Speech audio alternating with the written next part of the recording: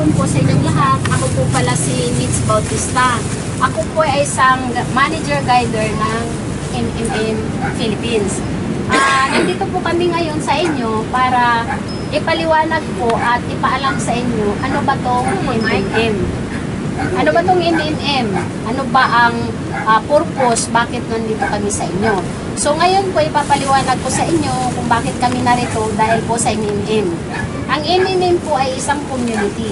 Isa po siyang community na nagtutulungan. Baka dito sa anong lugar to?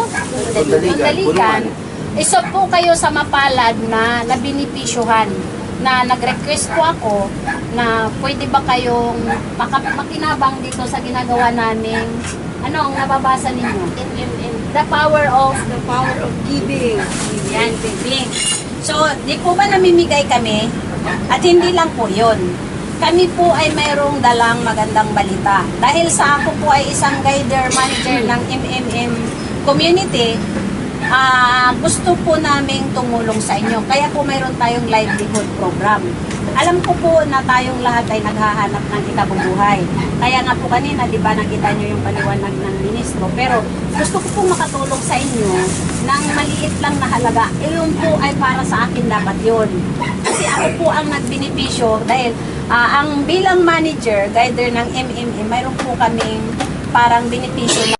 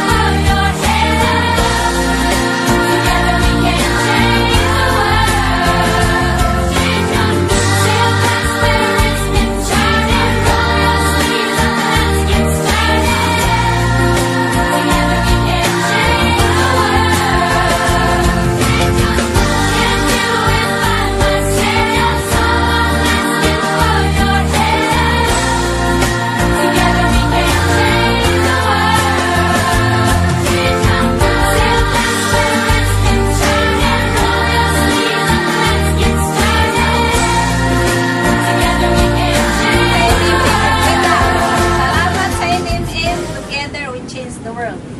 Sa, dalawa, tatlo. Salamat sa MMM! 4, 5, 6, 7, 8 I believe it's not too late. Together we can change the world.